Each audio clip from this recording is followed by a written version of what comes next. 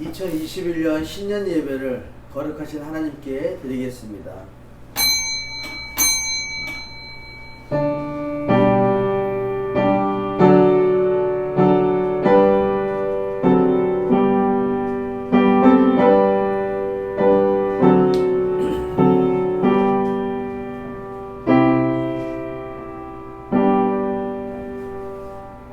너희는 이전 일을 기억하지 말며 옛날 일을 생각하지 말라.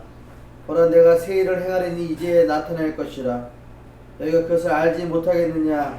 반드시 내가 광야의 길을 사막의 강을 내리니 이 백성은 내가 나를 위하여 지었나니 나를 찬송하게 하려 함이니라. 우리의 참된 소망이 되시는 하나님, 새해 첫 주일을 주님께 드리며 찬송과 경배를 올려드립니다. 지난날에 얻었던 먹금들은 모두 거두어 주시고 새해는 밝고 희망찬 날들이 이어지도록 인도해 주옵소서. 새해 첫 주일에 예배하는 이 감격과 다짐과 기쁨이 올해가 다 가도록 변하지 않게 주님 인도해 주옵소서. 주여, 올 2021년을 온전히 주님께 맡기오니 52주 365일 매일 매순간 사랑과 권능으로 저희들 인도해 주옵소서. 감사드리며 예수님의 이름으로 기원하옵나이다. 아멘.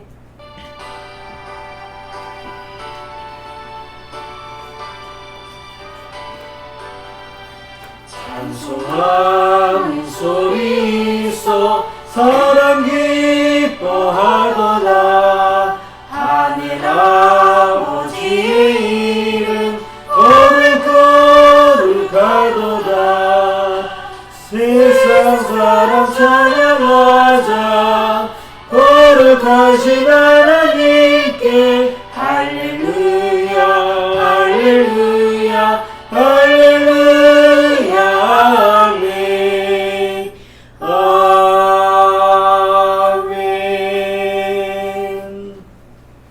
성시교독은 94번 새해 두 번째 말씀입니다.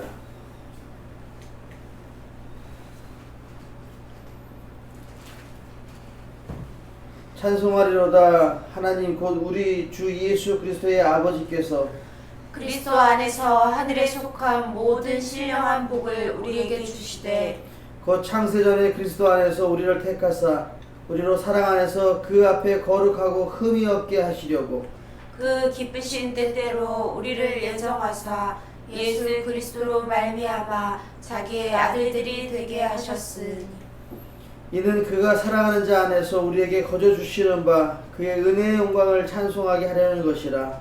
우리는 그리스도 안에서 그의 은혜의 풍성함을 따라 그의 피로 말미암아 속량 곧 죄사함을 받았느니라.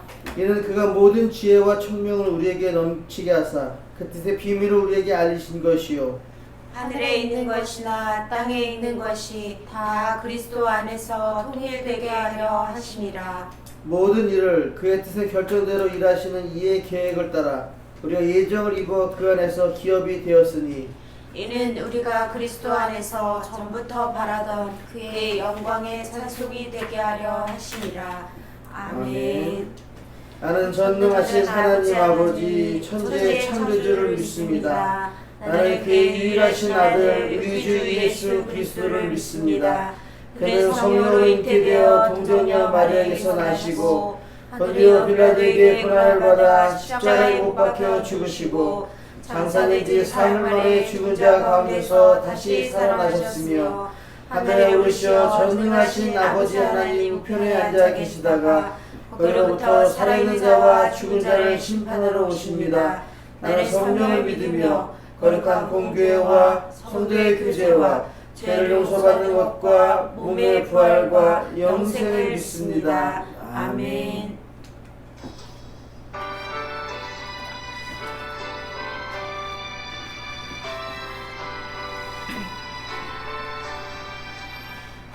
아침에 가도들 때 만물 신선하여라.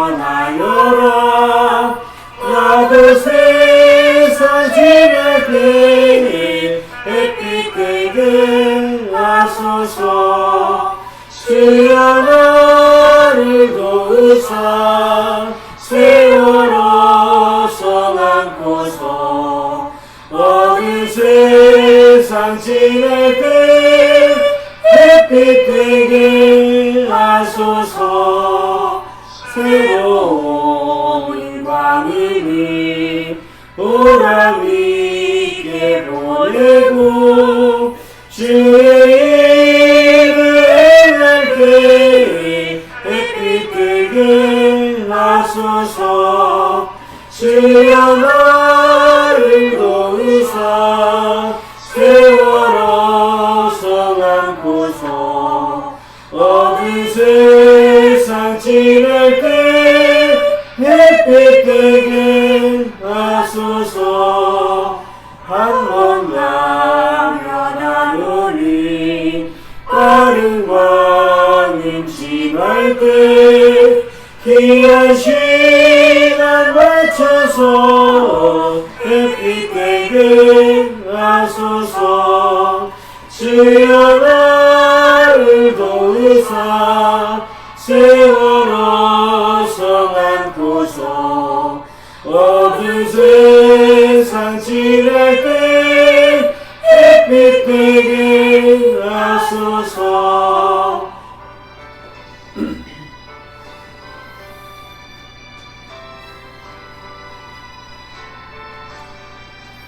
하나 주를 위하여 몸과 마음을 드리고 주의 사랑 나타내 햇빛 되게 하소서.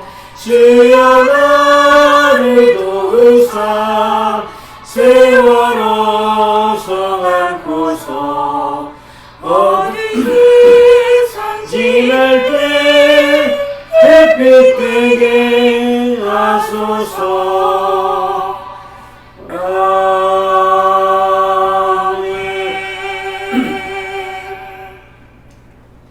기도하겠습니다.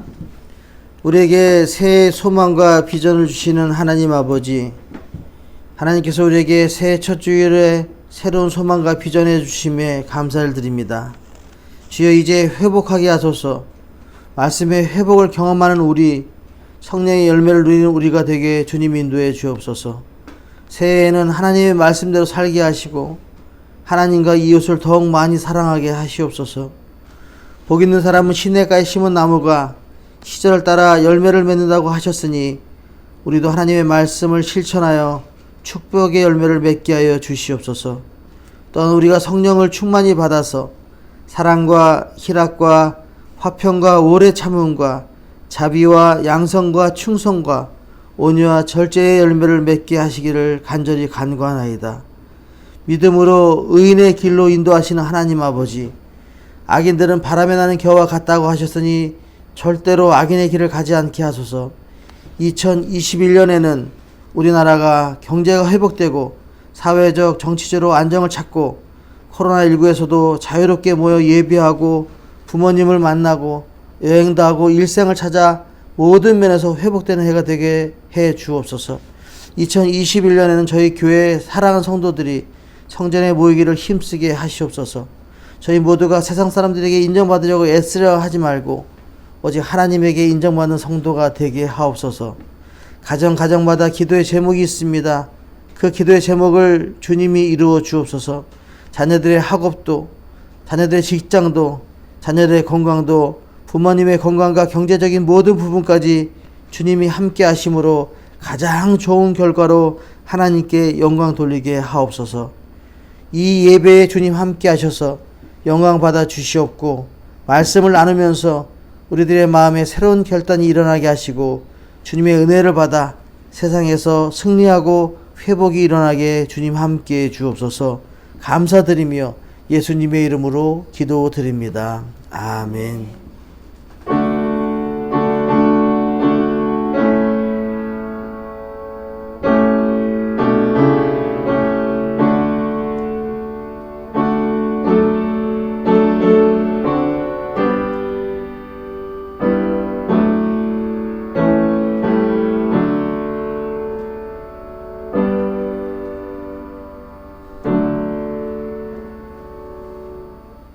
복음으로 회복하게 하소서. 오늘에게 주신 말씀은 사도행전 3장 19절서부터 21절까지 말씀을 봉독해 올리겠습니다. 그러므로 너희가 회개하고 돌이켜 너희 죄 없이함을 받으라. 이와 같이 하면 새롭게 되는 날이 주 앞으로부터 이를 것이요 또 주께서 너희를 위하여 예정하신 그리스도 곧 예수를 보내시리니 하나님이 영원전부터 거룩한 선지자들의 입을 통하여 말씀하신 바 만물을 회복하실 때까지는 하늘이 마땅히 그를 받아두리라. 아멘.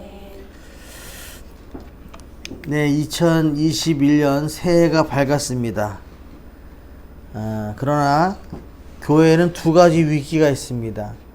교회에 대한 전면적인 비판이 위기입니다. 또 하나는 코로나19로 인한 위기가 있습니다. 2021년도에 이 위기를 극복하고 회복되기를 소망합니다. 어느 교회 목사님께서 이렇게 말씀하셨습니다. 한국교회는 신앙적인 성숙을 이루지 못하고 사회적 신뢰를 잃어 침체되고 있는 교회 내적인 위기 상황과 전 세계적으로 생명과 경제가 위기에 처한 상황 속에서 하나님의 전적인 은총 가운데 교회와 신앙의 회복, 사회와 국가의 회복, 세계와 만물의 회복이 필요함을 느끼고 있다. 이렇게 말씀하시는 목사님을 우리는 다 이 말씀에 공감하고 있습니다. 이 코로나19의 세계적인 위기 속에서 또 교회에 대한 전면적인 비판에 대한 위기 속에서 우리는 어떻게 회복되기를 소망하는가.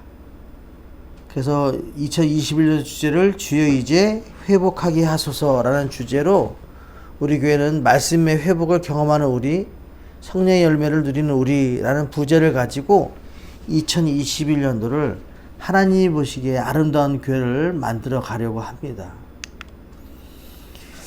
회복이 필요한 현실입니다. 이 시대를 언컨텐트 시대라고 합니다. 그래서 컨택트라고 얘기하는 접촉이라는 뜻과 언이라는 부분이 뜻해서 반대의 의미를 뜻하는 뜻에서 접촉하지 않는다라는 합성어가 언컨택트입니다. 이런 시대를 우리가 살아가고 있습니다.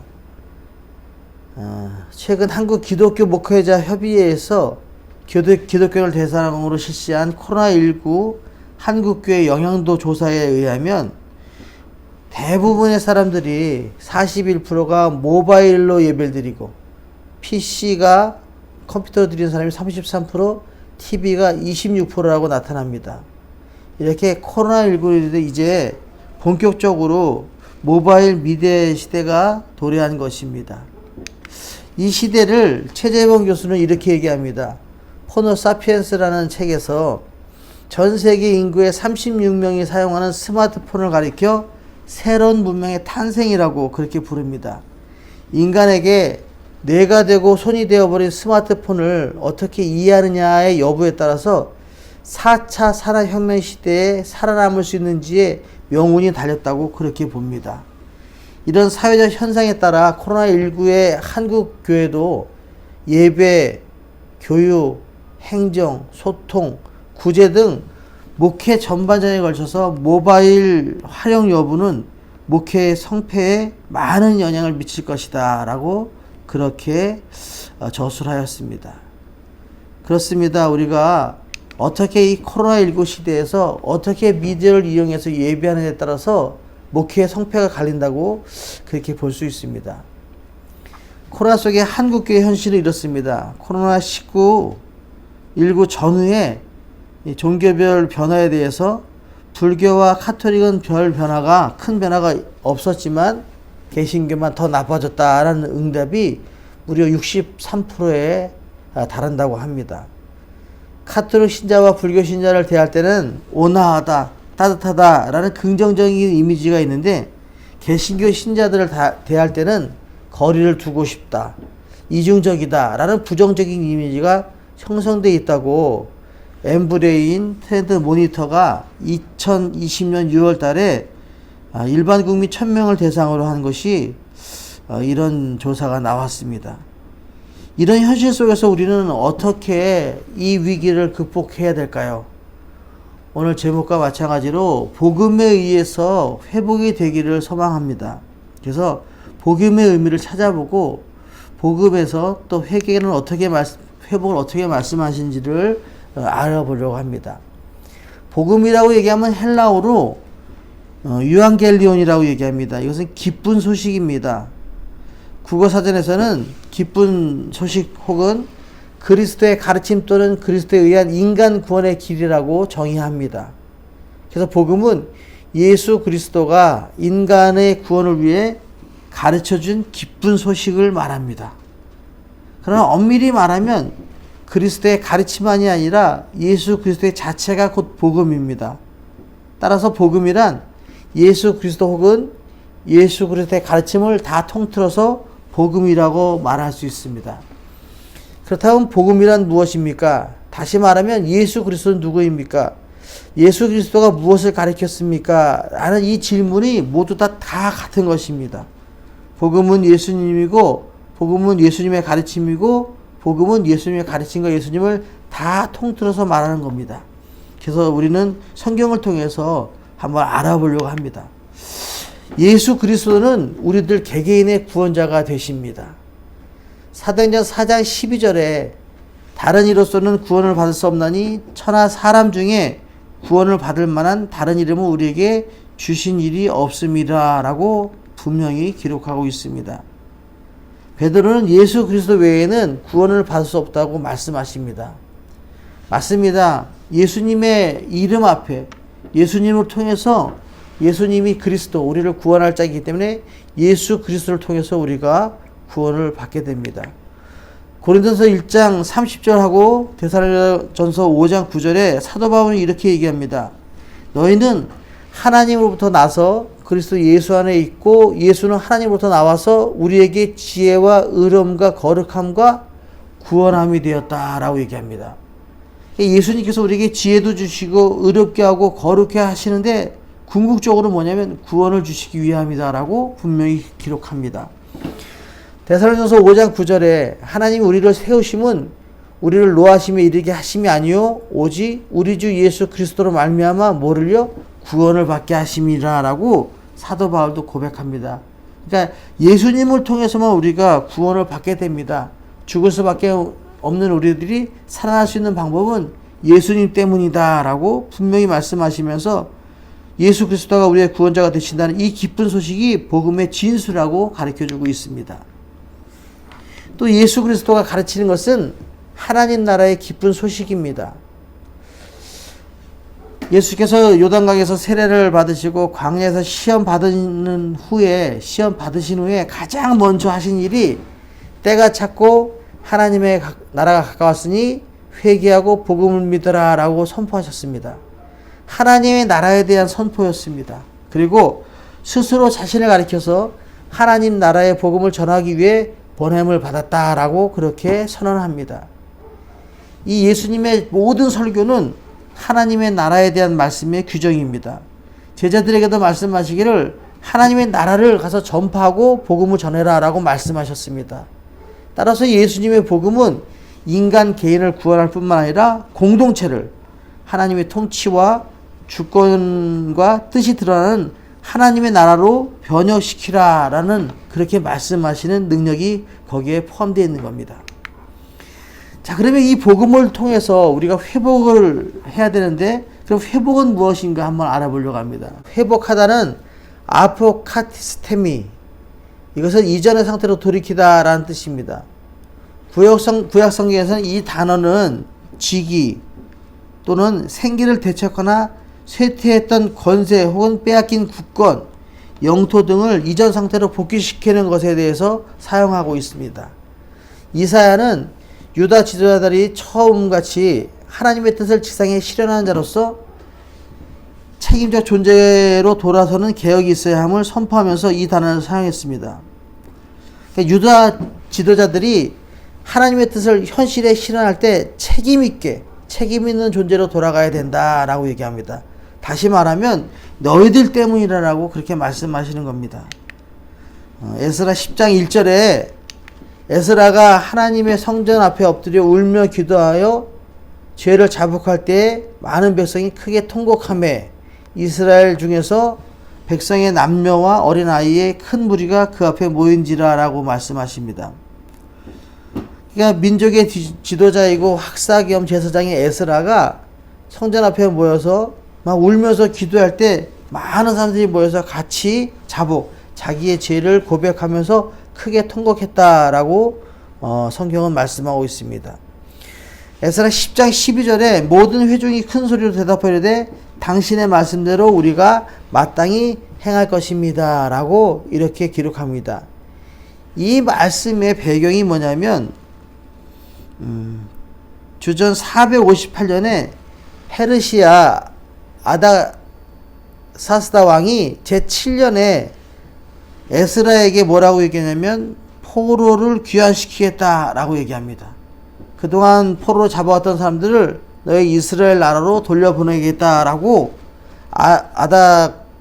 아닥사스다 왕 7년에 이렇게 포로 귀환을 명령을 내립니다. 제사장이면서 학사인 에스라가 하나님의 성전 앞에 울면서 자복합니다. 그동안 우리가 너무너무 잘못해서 하나님 앞에서 악을 행했기 때문에 우리가 이렇게 바벨론을 끌려갔으면서 지금까지 고생했는데 하나님께서 우리의 기도를 들어주시고 이 왕의 마음을 변화시켜서 회복시켜서 우리를 돌아가게 해주신 건 너무도 감사합니다라고 울면서 기도할 때 모든 백성이 다 같이 모여서 내가 당신의 말씀대로 하겠습니다. 행하겠습니다. 라고 얘기하면서 모든 백성이 다 무릎 꿇고 기도하고 회개할 때 부흥의 역사가 일어나게 된 것입니다. 이스라엘 공동체 회복의 역사를 이뤄낸 에스라는 공동체의 회복을 갈망하는 우리에게 회복의 원리를 제시하고 있습니다. 그 회복의 원리는 첫째가 지도자들에 의해서 공동체가 회복된다는 것입니다. 하나님과 친밀한 그리고 각성된 지도자들에 의해서 공동체가 회복되었습니다. 포로 귀환 후 이스라엘의 공동체 회복의 중심에는 레위인들이 있었습니다. 또 이들은 바벨론 포로 지역에서 레위 지파 제사장 가문 부시 아들 에스겔의 예언을 듣고 회개했던 사람들이었습니다. 제사장이면서 학사인 에스라는 하나님과 매우 친밀한 사람이었습니다. 하나님과 늘 대화하고 영적인 대화, 기도하고 하나님께 아뢰고 하나님께 보고하고 하나님의 말씀을 듣는 아주 친밀한 하나님과 친밀한 그런 사람이었습니다. 하나님과 친밀하면서 각성된 지도자들에 의해서 공동체가 회복되었습니다. 이 말씀은 공동체가 회복되지 않는 것은 지도자들이 하나님과 친밀한 관계를 지니지 못하고 각성하지 않아서 그렇다라는 말씀이 포함되어 있는 뜻입니다. 에스라 7장 6절에 이 에스라가 바벨론에서 올라왔으니 그는 이스라엘 하나님 여호와께서 주신 모세의 율법에 익숙한 학자로서 그의 하나님 여호와의 도우심을 입음으로 왕에게 구하는 것은 다 받은 자이더니 라고 얘기합니다. 그러니까 이 사람이 에스라가 모세의 율법에 익숙하면서 하나님의 도우심을 입어서 늘 이 왕을 도왔는데 이 에스라가 왕에게 이거 해주십시오 라고 얘기하면 그래 알았어 이거 해주겠다 라고 이렇게 왕에게 구하는 것은 모두 다 받았다는 얘기는 왕에게 부탁만 하면 왕이 모든 부탁을 다 들어주었다는 거예요. 이 에스라의 꿈이 뭐냐면 제가 예루살렘으로 돌아가서 그 예루살렘의 성전이 허물어지고 황폐하고 있는 그것을 재건하고 좀 건축하고 싶습니다. 그 망하고 있는 그 예루살렘의 성전을 회복시키겠습니다 라는 것을 요구했다는 거예요. 그러니까 이 에스라의 요구를 듣고 그 왕이 모든 것을 다 들어주었다 하는 얘기입니다. 에스라는 그의 하나님 여호와의 도우심을 입음으로 왕에게 구하는 것은 다 받은 자라고 묘사하고 있습니다. 그는 포로했던 바벨론 땅에서 페르시아의 통치 아래서도 하나님께 철저히 의탁한 그런 사람이었습니다. 그래서 매사에 하나님의 도우심을 받았고 하나님의 도우심을 받지 않고는 살 수 없다라고 고백하면서 철저히 헌신하는 신앙의 사람이었습니다. 그러기에 그의 백성들이 회개하고 또 회복의 설교를 계속하면서 그렇게 할 때마다 그런 회개의 설교, 회복의 설교를 할 때마다 많은 백성들이 성전 앞에서 울면서 기도하면서 자복했던 그런 설교가요, 학자 겸 제사장이었던 그런 에스라입니다. 이 시대에도 에스라처럼 하나님이 하시는 회복의 일에 대해서 잘 알고 철저하게 헌신한 지도자들을 하나님께서는 찾고 계시지 않나 이런 생각이 듭니다. 그리고 이 헌신된 지도자가 먼저 하나님 앞에 울면서 기도했을 때 모든 백성들이 그를 따라가는 모습을 보게 됩니다. 사실 우리는 모두가 영적인 지도자입니다. 가정에서는 아버지가 영적인 지도자고 학교에서는 선생님이 영적인 지도자입니다. 내가 먼저 하나님에 향해서 울고 기도하면서 회복시켜 주십시오라고 회개할 때 이 모든 일이 일어납니다. 그래서 지도자들에 의해서 공동체가 회복된다고 에스라는 분명히 우리에게 말씀하고 계십니다. 예배가 회복되었습니다. 포로에서 돌아온 에스라가 가장 먼저 한 일은 성전을 재건하고 제사를 회복하는 일이었습니다. 에스라는 제사를 엄격하고 완전하게 시행하는 것이 공동체 회복의 가장 중요한 시발점이라고 그렇게 보면서 이 모든 것을 이뤄냅니다. 느헤미야 8장 18절에 보니까 에스라는 첫날부터 끝날까지 날마다 하나님의 율법책을 낭독하고 무리가 이래 동안 절기를 지키고 여덟째 날에 규례를 따라 성회를 열었느니라 라고 매일매일 말씀 읽고 매일매일 모여서 예배하면서 성회를 열었다라고 그렇게 말씀하고 있습니다. 이럴 때 이 이스라엘이 회복되는 역사를 이뤄냅니다. 예배의 회복은 하나님의 말씀의 주권 선포와 절대적 순종을 불러일으켰고 유대인들은 하나님의 말씀으로부터 그들이 무엇을 받아들이고 무엇을 배척해야 되는지를 분명히 알고 하나님의 말씀의 기준에서 이 거룩성과 정체성이 확립되는 모습을 볼 수 있습니다. 그래서 말씀을 들으면서 이것을 내가 말씀으로 받아들여야 되겠다. 그래서 내 안에는 더럽고 추한 것들을 이제 내버려야 되겠다는 것을 스스로 깨닫고 하나님께 고백하게 되었다 하는 겁니다. 그리고 이 과정에서 하나님의 역사하심을 즐거워하면서 그 속에 축제와 절기의 회복이 일어나는 모습을 보게 됩니다. 세 번째로 말씀 신앙이 회복되었습니다. 에스라는 이스라엘을 개혁하기 위해서는 율법의 공동체의 가장 높은 자리에 위치하는 것이 율법을 공동체의 가장 좋은 자리에 위치하게 하는 것이 중요하다고 보고 백성 위에 서서 말씀을 낭독했습니다. 느헤미야 8장 5절에 에스라가 모든 백성 위에 서서 그들 목전에 책을 펴니 책을 펼 때 모든 백성이 일어서니라 라고 기록합니다. 말씀을 들을 때 그저 앉아서 그냥 내 할 일 하면서 듣는 것이 아니라 딱 일어서서 말씀에 집중하면서 모든 백성이 일어섰다는 거예요. 에스라가 말씀을 낭독한 사건은 말씀의 주권이 회복되는 사건이었으며 이로써 말씀 신앙이 회복되었다는 겁니다. 그 말씀을 그저 지나가는 소리를 듣는 것이 아니라 그 말씀을 듣고 내 마음속에 모든 것이 회복되었다는 거예요. 하나님의 주권이 회복되었다는 얘기는 뭐냐면 내가 내 뜻대로 사는 것이 아니라 이제는 하나님의 말씀의 뜻대로 살겠습니다라는 결단이 일어났다는 얘기입니다. 오늘 우리 교회에서도 말씀의 주권이 회복되어야 하며 말씀과 복음으로 돌아갈 때 비로소 교회가 회복될 것이라고 말씀하십니다. 말씀 안에 교회와 지역사회가 회복되는 모습을 보게 됩니다. 이렇게 에스라가 이 복음을 통해서 말씀이 회복되는 얘기를 하면서 일단 공동체의 지도자가 회복되어야 된다라고 말씀하시고 예배가 회복되어야 된다 말씀하시고 말씀이 회복되는 것이 진정한 회복이라고 말씀하시는 모습을 보게 됩니다. 오늘 본문 말씀은 베드로의 설교 내용입니다. 한번 읽어드리겠습니다. 그러므로 너희가 회개하고 돌이켜 너희 죄 없이 함을 받으라.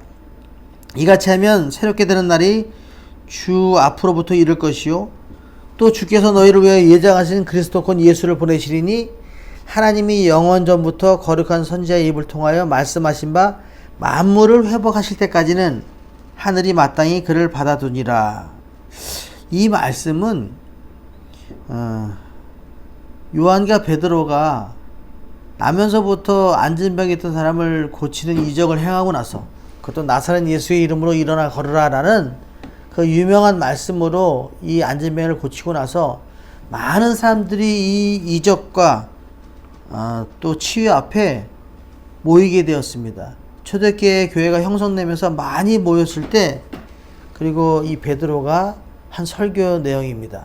초대교회 성도들이 모여서 말씀을 사모하고 있을 때 베드로가 한 설교의 내용을 세 부분을 통해서 회복의 의미가 무엇인지를 알아보려고 합니다. 첫째, 회개하고 돌이키라라고 말씀하십니다. 베드로는 모든 무리에게 너희가 회개하고 돌이키라. 이 회개는요, 방향을 바꾼다는 얘기입니다.